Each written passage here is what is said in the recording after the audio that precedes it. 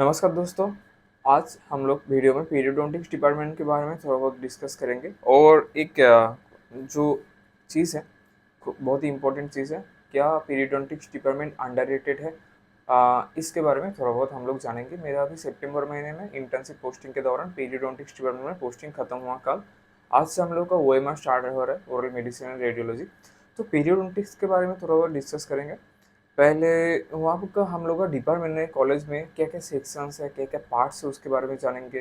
पीरियोडोंटिक्स department में क्या क्या काम होता है और क्या इंडिया में पीरियोडोंटिक्स ये डिपार्टमेंट पीरियोडोंटोलॉजी ये वाला चीज़ थोड़ा अंडररेटेड है या क्या है उसका। ओरल हेल्थ एंड हाइजीन क्या कॉमन पीपल्स में, नॉर्मल इंडियंस में थोड़ा बहुत हेल्थ अवेयरनेस क्या कम है, इसके बारे में थोड़ा बहुत जानेंगे।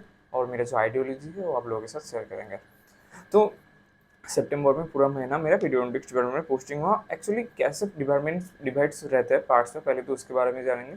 पहले डिपार्टमेंट आने के बाद एक पेशेंट वेटिंग एरिया होता है, जो कि मैं पहले भी बहुत सारा वीडियोस में डिस्कस किया हूँ, जहाँ पर पेशेंट वेट करते हैं। सामने एक रिसेप्शन रहता है जहाँ पे फिर स्टाफ्स रहते हैं, वो लोग पेशेंट आने के बाद उन लोगों का कौन से फैकल्टी के अंदर कौन सा पीजी के अंदर होगा, बिलिंग टिलिंग करने के बाद रिसिप्ट देने के बाद पेशेंट आते हैं एक एक करके। ओपीडी रहता है, आउट पेशेंट डिपार्टमेंट, जहाँ पे आने के बाद पेशेंट का बेसिक डायग्नोस्टिक चेकअप्स ये सब होता है। माउथ मिरर प्रोब लेने के बाद चिंजाइमे में कुछ प्रॉब्लम हुआ क्या, क्या कहाँ पे फूड लॉसमेंट हो रहा है, गम रिलेटेड कुछ प्रॉब्लम है।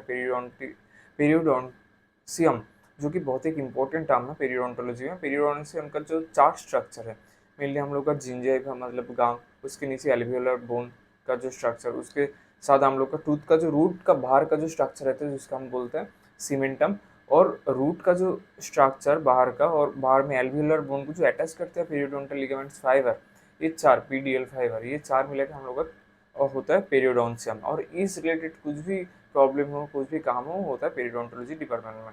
तो ब्लीडिंग गम हो सकते हैं, स्वेल्ड गम हो सकते हैं, इस रिलेटेड इम्प्लांट से लेकर बहुत सारा चीज़ पेरियोडोंसियम में होता है, पेरियोडोंटिक्स डिपार्टमेंट में होता है।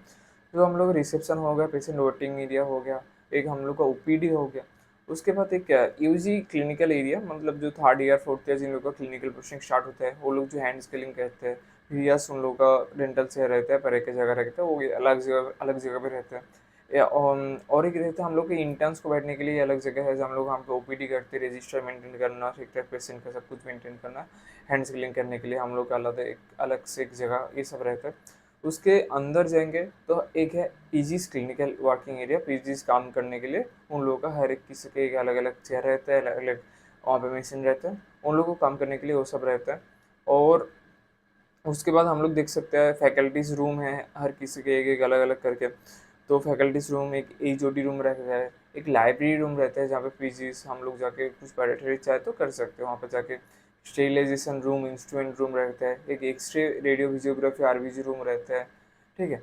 और एक माइनॉरिटी जहाँ पे थोड़ा बहुत जब सर्जरी थोड़ा बहुत हायर एक्सटेंट कुछ सर्जरी होता है तो माइनॉरिटी में ये सब होता है। तो बेसिक ये सब। बाकी स्टेरिलाइजेशन रूम के बारे में बोला, लाइब्रेरी, एक रिकॉर्ड रूम रहता है, एक सेमिनार रूम रहता है, पीजी लोग जो सेमिनार प्रेजेंटेशन करना पड़ता है सेमिनार रूम में, इस सब के बारे में होता है। तो मेनली ऐसा एक सेटअप रहता है हर एक डिपार्टमेंट में। पेरियोडोंटोलॉजी हम लोगों के डिपार्टमेंट में ऑलमोस्ट सेम ही है। और हम लोग इंटर्न के नाते क्या करते हैं, मेनली ओपीडी जो आता है आउट पेशेंट डिपार्टमेंट से, ओपीडी देखना, पीजीज लोग को इन्फॉर्म करना कि क्या चिप कंप्लेन लेके आया है, क्या कोई पास्ट मेडिकल हिस्ट्री है कि नहीं, हिस्ट्री लेने के बाद, केस हिस्ट्री लेने के बाद जो हम लोग को लेना पड़ता है इस सब के बारे में। उसके बाद various types of register maintain करना होता है, ओबीडी से लेके रेवेन्यू से लेके various types of appointment register, surgical register हम लोग मेंटेन करते हैं। उसके बाद सोनी मतलब हैंड स्किलिंग तो थर्ड ईयर फोर्थ ईयर करते हैं हम लोग, अल्ट्रासोनिक स्किलिंग करते हैं। बाकी पीजीस लोग जो सर्जिकल प्रोसीड्योर करते हैं हम लोग कभी कभी असिस्ट करते हैं, लीव रिपोजिशन से लेके क्राउन लेंथनिंग से लेके गामी smile related, smile correction related, implant related कुछ भी अगर काम हो रहा है तो हम लोग जाके देख सकते हैं, ऑब्जर्व कर सकते हैं, असिस्ट भी कर सकते हैं। तो पीरियोडोंटिक डिपार्टमेंट से बहुत सारा टाइप्स ऑफ काम होता है। लेकिन बहुत बड़ा एक क्वेश्चन हम लोग के यहाँ पे आ सकता है, क्या पीरियोडोंटोलॉजी डिपार्टमेंट थोड़ा अंडररेटेड है? क्योंकि देखिए, नीट में आने के बाद, एग्जाम देने के बाद सब बीडीएस कोर्स में आ जाता है। इसके बाद मास्टर्स करना चाहते हैं तो नीट इंग्लिश एग्जाम देना पड़ता है, वहाँ पर भी मार्क्स के बेसिस पे, रैंक के बेसिस से सब कुछ सिलेक्शन होता है। लेकिन ये वाला चीज़ दिखा गया है, जिस लोग टॉपर होता है, मेनली फर्स्ट रैंक जिस तो होता है, वो हर वक्त दो तीन डिपार्टमेंट के अंदर रहता है, एक ओरल सर्जरी, दो ऑर्थोडोंटिक्स, नहीं तो कॉन्जर्वेटिव्स। बाकी नॉर्मली कोई पीरियोडोंटिक्स ये सब डिपार्टमेंट नहीं रहता है। हार्डली खेलेंडिस्ट ओरल मेडिसिन ये तो वो नॉन क्लिनिकल हुआ है। फिर भी पेरियोडोंटोलॉजी, प्रोस्थोडोंटिक्स इस सब के ज़्यादा उतना लेते नहीं हैं। क्या क्यों नहीं लेते, थोड़ा क्या अंडररेटेड है, क्या है इसके बारे में मेरा क्या आइडियोलॉजी है, मैं क्या थोड़ा बहुत आइडिया किया हूँ, आपका क्या आइडियोलॉजी है, कमेंट बॉक्स में ज़रूर लिखिए। और आपको मेरा आइडियोलॉजी कैसे लग रहा है वो भी जांच करके कमेंट बॉक्स में ज़रूर लिखिए। ठीक है, देखिए पेरियोडोंटिक्स डिपार्टमेंट में जब कोई पेशेंट आता है, मेनली क्या क्या कंप्लेन लेके आता है, पेशेंट का क्या क्या प्रॉब्लम लेके आता है उसके बारे में मेनली मैक्सिमम लोग जो आते हैं दांत साफ करने के लिए, दांत का स्टेन हो गया, कैलकुलस हो गया। एक होता है इंट्रिंसिक स्ट्रेन और होता है एक्सट्रिंसिक स्ट्रेन। एक्सट्रिंसिक स्ट्रेन मतलब फूड लॉसमेंट हो गए, प्लेक, कैलकुलस, पान गुटखा खैनी खा खा के कलर चेंज हो जाएगा, वो हम लोग sonic hand scaling ultrasonic selling करके वो रिमूव कर सकते हैं। लेकिन इंट्रिंसिक जो स्ट्रेन है वो नॉर्मली ऐसे जाते नहीं है, उसके लिए लॉन्ग टर्म प्रोसीड्योर ट्रीटमेंट, धीरे धीरे ब्लीचिंग टीचिंग से लेके टीथ व्हाइटनिंग प्रोसीड्योर, वो नॉर्मली डेंटल कॉलेज में ये सब होता नहीं है। मेनली हम लोग क्या करते हैं, अल्ट्रासोनिक स्केलिंग जो एक्सट्रिंसिक जो स्ट्रेन है, प्लेक, कैलकुलस, स्टेन रिलेटेड, ये सब स्ट्रेन अच्छे से रिमूव हो सकते हैं। मेनली पेशेंट जो आता है मैक्सिमम 90% पेशेंट यही कंप्लेन होता है, दांत साफ करना है, दांत क्लीन करना है, पान गुटखे ये सब खा के स्ट्रेन कैलकुलस हो चुका है, तो यहाँ पे इसका ट्रीटमेंट हो जाता है। और किसी का मांस का खाते खाते ये मांस का कांटा जो फंस गया दांतों के बीच में, वहाँ पे भी हम लोग थोड़ा बहुत प्रोबिंग टोबिंग से ये सब निकल जाते हैं। फूड लॉसमेंट, खाना फंस रहा है दांतों के बीच में, मारी दांतों के बीच में थोड़ा बहुत मारी के वहाँ पे गैप है, इस सब रिलेटेड जो गाम फूल गया है, सोइल्ड गाम हो गया, कोई कोई दांत हिल रहा है, लोकलाइज पेरियोडोंटाइटिस जिसको बोलते हैं, सीजीजी क्रोनिक जेनिकुलर जिंजाइटिस, जिन में दांत नहीं है, इम्प्लांट डाल के ये सब करते हैं। लेकिन पीरियोडोंटिक्स डिपार्टमेंट में इस सब के अलावा भी बहुत सारा चीज़ होता है। कोई अगर डिपार्टमेंट में आएगा, को जितना भी काम चल रहा है वो अगर देखेगा तो 99% काम में उसका अल्ट्रासोनिक स्केलिंग ही हो रहा है। लेकिन अल्ट्रासोनिक स्केलिंग के अलावा पेरियोडोंटिक्स डिपार्टमेंट में और भी बहुत हाई हाई टाइप ऑफ काम होता है। जैसे कि गामी स्माइल, जिन लोगों का गाम का पोर्शन ज़्यादा दिखता है स्माइल करने की, गामी स्माइल का करेक्शन ट्रीटमेंट यहाँ पे होता है। लिप रिपोजिशन का treatment, local drug delivery, gingival health अगर अच्छा नहीं है तो लोकल ड्रग डिलीवरी करके हेल्थ वहाँ पे रिकवर किया जा सकता है। फ्रेनेक्टोमी से लेके जिंजेबल डीपिगमेंटेशन, जिंजेबल का कलर जिसको चेंज करना है थोड़ा, इसके बारे में होता है। Guided tissue regeneration, bone graft, cleft surgery, vestibuloplasty, बहुत सारा चीज़ होता है। लेकिन मुझे जो पर्सनली लगता है ये सब चीज़ में जो प्रोग्नोसिस होता है, मतलब कोई एक ऑपरेशन करने के बाद, हो जाने के बाद, कंप्लीट हो जाने के बाद फर्दर उस पेशेंट को खुद को ओरल हाइजीन बहुत अच्छे से मेंटेन करना पड़ता है। रेगुलर अच्छे से ब्रश करना, सुबह एक बार, रात को एक बार, ब्रशिंग करना, फ्लॉसिंग करना, उसके बाद माउथ वॉश करना, कुली करना सुबह रात को। एक अच्छा प्रोग्नोसिस पाने के लिए जो ट्रीटमेंट हुआ है उसके लिए बेटर रिजल्ट के लिए अच्छे से मेंटेन करना होता है, वो मोस्टली हम लोग के इंडियंस में वो वाला चीज़ है नहीं। मेनली वेस्टर्न कंट्री में, अमेरिका में, लेकिन ये वाला चीज़ और भी अच्छे से हाइजीन अवेयरनेस और भी अच्छा है।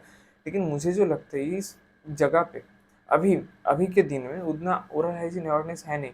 वो लोग चाहते हैं इंस्टेंट उसका ट्रीटमेंट हो जाए, इंस्टेंट जिस प्रॉब्लम हो वो करेक्ट हो जाए, बाद में और नहीं आना पड़े। लेकिन पीरियोडोंटिक्स डिपार्टमेंट ऐसा नहीं है। पीरियोडोंटिक्स डिपार्टमेंट जिस टाइप ऑफ काम होता है, बोन फ्लैप सर्जरी से लेके आपका गाइडेड टिश्यू रिजेनरेशन से लेके लोकल ड्रग डिलीवरी, बहुत हाई हाई कॉस्ट ट्रीटमेंट है। नॉर्मल एक्सट्रैक्शन ये सब 200-300 में हो जाता है, आरपीडी टारपीडी 500-600 में हो जाता है। ठीक है, लेकिन इंडिया में उतना higher economic status maximum patient में, मैक्सिमम पीपल्स में है नहीं। तो सबको ये बियर भी नहीं कर सकती, ये भी एक बात है। और इसका जो प्रोग्नोसिस अच्छा मेंटेन करने के लिए जो लॉन्ग टर्म आपको फॉलो अप के लिए बार बार आना पड़ता है, बार बार मेंटेन करना, खुद को एक मेंटेन करना पड़ता है, वो मोस्ट ऑफ द इंडियंस में मुझे जो पर्सनली लगा उतना हेल्थ हाइजीन अवेयरनेस अभी तक उतना अच्छे से आया नहीं है। वो धीरे धीरे आ जाएगा, 5-10 साल में धीरे धीरे आ जाएगा। तो ये एक चीज़ है जो कि डेंटल स्टूडेंट, डेंटल कॉलेज का स्टूडेंट, उन लोगों को पता है कि हम लोग का गाम बहुत ही इंपॉर्टेंट स्ट्रक्चर है।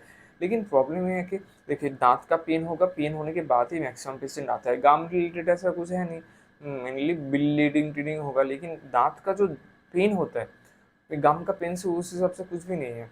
मैंने गाम का पेन ऐसा कुछ भी होता ही है नर्व के यहाँ पे जो दांत का पेन, ट्राइजेमिनल नर्व टबा के यहाँ पे मैक्सिलरी नर्व, मैंडिबुलर नर्व, तो मैक्सिमम पेशेंट गाम रिलेटेड ट्रीटमेंट के लिए उतना कुछ सीरियस होता नहीं है। तो उन लोगों का जस्ट मेन कॉन्सर्न अभी तक जो इसका रहता है, ओरल कैविटी में दांत का कंप्लेंट लेकर रहता है और दांत पे पेन हो रहा है, कैसे पेन से रिलीव होगा। तो गाम रिलेटेड उतना हाइजीन अवेयरनेस इस सब का मुझे जो लगता है पर्सनली है नहीं। तो बहुत एक अच्छा डिपार्टमेंट है पेरियोडोंटिक्स डिपार्टमेंट, क्योंकि गाम का स्ट्रक्चर देख के हम लोग पूरा ओरल हेल्थ हाइजीन और उनका पूरा बॉडी का कैसा कंडीशन है बोल सकते हैं। जो गाम में जो स्ट्रिपलिंग प्रेजेंट रहता है, छोटा छोटा डिप्रेशन जो रहता है, उससे पूरा उनका बॉडी का स्ट्रक्चर कैसा है, बॉडी का हेल्थ कैसा है हम लोग बोल सकते हैं। गम स्वेल्ड है मतलब क्या हुआ बोल सकते हैं, गम में ब्लीडिंग हो रहा है, कहाँ पे विटामिन डिफिशियंसी की वजह से हो रहा है, क्या हो रहा है, सब कुछ बोल सकते हैं। गाँव के हेल्थ से सब बहुत कुछ जाना जा सकता है, उसका ट्रीटमेंट भी किया जा सकता है। लेकिन अभी तक मुझे जो लगता है उतना हेल्थ हाइजीन अवेयरनेस है नहीं, धीरे धीरे आएंगे। और पीरियोडिक डिपार्टमेंट फॉलो अप करना बहुत ही इंपॉर्टेंट है, जो कि अभी तक हुआ नहीं है अच्छे से। और ट्रीटमेंट कॉस्ट भी थोड़ा बहुत बाकी सब डिपार्टमेंट में जैसे होता है तो उस हिसाब से थोड़ा बहुत ज़्यादा है। तो इसलिए मुझे लगता है थोड़ा बहुत यहाँ पे अंडर है पीरियोडोंटिक्स डिपार्टमेंट में। बाद में जाके देखते हैं कैसे रिकवर करते हैं। ओरल हाइजीन अवेयरनेस इंडियंस में थोड़ा बहुत आएंगे, जब थोड़ा बहुत हमारा socio economic status, financial status धीरे धीरे आगे जाएंगे, billion two trillion dollar economy थोड़ा अच्छे से होगा, तो थोड़ा थोड़ा सेल्फ हाइजीन में लोग अवेयर होंगे। सेल्फ हाइजीन के साथ साथ oral, I hope oral cavity को ओरल हाइजीन में थोड़ा अवेयरनेस हो। मैं भी धीरे धीरे एक एक करके oral health and hygiene awareness camp temp इस सब के बारे में करूँगा बाद में। तो आप इस रिलेटेड क्या आइडियोलॉजी है ज़रूर शेयर कीजिए। और ये मेरा आइडियोलॉजी है, मेरा थिंकिंग है, मैंने जो सीखा देखा ये था। बाकी हाथ से मेरा OMR डिपार्टमेंट स्टार्ट हो रहा है, देखते हैं कैसे होता है। बाकी मेरे साथ जुड़े रहने के लिए चैनल को सब्सक्राइब कीजिए। मेरा व्हाट्सएप नंबर डिस्क्रिप्शन बॉक्स में कमेंट बॉक्स में है। नंबर सेव करने के बाद कुछ भी क्वारी हो ओरल हेल्थ हाइजीन रिलेटेड, एक अच्छा दोस्त के नाते मैं कंसल्टेशन देता हूँ। कुछ भी मन का प्रॉब्लम हो, मेंटल हेल्थ कंसल्टेशन ले सकते हो, मेरा कंसल्ट व्हाट्सएप में कॉन्टैक्ट कर सकते हो। कुछ भी क्वेरी तो मेरा पर्सनल व्हाट्सएप नंबर है। और व्हाट्सएप में एक ग्रुप है, बहुत सारा स्टूडेंट वहाँ पे ज्वाइन है, वहाँ पे आपको रिक्वेस्ट करूँगा ज्वाइन करने के लिए। तो चैनल को सब्सक्राइब कीजिए, वीडियो अच्छा लगा तो लाइक। कुछ भी क्वारी हो, आपका आइडियोलॉजी कैसा लगा, कैसा है, मेरा आइडियोलॉजी कैसा लगा, कमेंट बॉक्स में जरूर लिखिए। तो आज की वीडियो यहाँ पे खत्म करते हैं, मिलते हैं आपके साथ नेक्स्ट वीडियो में। नमस्कार।